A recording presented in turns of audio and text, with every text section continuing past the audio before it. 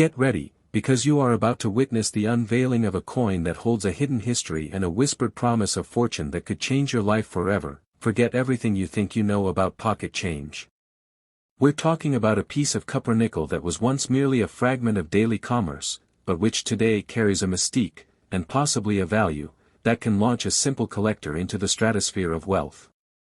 We are diving deep, past the surface of a seemingly ordinary circulation coin, to explore the United Kingdom's 1980 50 new pence piece, a coin that has been largely ignored, yet in the hushed, secretive world of top-tier numismatics, its rarity, its history, and its potential for commanding prices soaring into the hundreds to thousands, or even the unbelievable heights of millions of dollars, is an electrifying possibility that demands your attention until the final word. This isn't your grandma's penny jar find, this is the 1980 50 new pence, a heptagonal marvel of British decimal coinage. To understand its true power, its potential for life-altering value, you must first grasp its history. The 50p, or 50 pence piece, wasn't just another coin, it was a symbol of an economic revolution. When Britain transitioned to decimal currency in 1971, the 50p was a pioneering force, replacing the cumbersome old 10-shilling note. The coin you hold in your hands, the 1980 edition, is one of the final iterations of the original, larger 50p design, struck before the coin was downsized in 1997. This alone imbues it with a historical significance that makes it a fascinating collectible. The obverse of the 1980 coin features the iconic second portrait of Her Majesty Queen Elizabeth II, a beautifully rendered bust designed by Arnold Machin, showing the Queen wearing the Girls of Great Britain and Ireland tiara. This portrait, used between 1968 and 1984, places the coin squarely in a crucial era of modern British history. On the reverse is the enduring figure of Britannia, designed by Christopher Ironside. She is seated, facing right, armed with her trident and a shield displaying the Union flag, with a lion resting by her side, a powerful, millennia-old symbol of Britain's maritime and national strength. Crucially, the denomination is inscribed as 50 new pence, a designation that would be dropped 2 years later in 1982, making the new pence issues from 1969 to 1981 a distinct, closed set of coinage. But history alone doesn't create million-dollar treasures. Rarity is the key, the spark that ignites stratospheric value, and this is where the 1980 issue steps into the spotlight. The official mintage figure for the 1980 50 new pence is substantial, recorded at over 89 million coins. This large number typically means a coin is common and holds little value beyond its face value. However, do not be fooled, the world of numismatics is one of secrets, errors, and astonishingly low mintage variations and proofs that shatter conventional expectations. When we talk about the potential for millions of dollars, we are no longer speaking of the average coin plucked from circulation. We are discussing the legendary, often undocumented, errors and anomalies, coins that escape the royal mint with a flaw so unique, so profound, that it makes them practically one of a kind. Imagine a mule error, a coin struck with the die of a different denomination or year entirely. While no widespread, acknowledged mule error has been officially publicized for the 1980 50p to date, the possibility remains the holy grail for a collector. A single, authenticated mule error could see a coin's value leap past the thousands and into a realm where high-end collectible cars and rare artwork reside.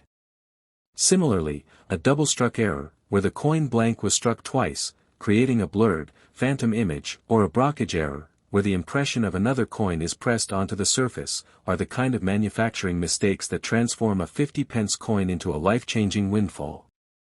Any one of these incredible, authenticated manufacturing mistakes would catapult the 1980 50 new pence from a few dollars to a piece commanding a breathtaking sale price that could easily enter the hundreds of thousands or even millions of dollars at a major international auction. These are the coins that exist in the whispers of top collectors, the ones that rarely ever surface but, when they do, they break all previous records. Furthermore, consider the official, lower mintage strikes. While 89 million were minted for circulation, a very small number of proof coins were produced, coins struck with specially polished dies for collectors. The documented mintage for these stunning, mirror-finished proofs is dramatically lower, around 143,000.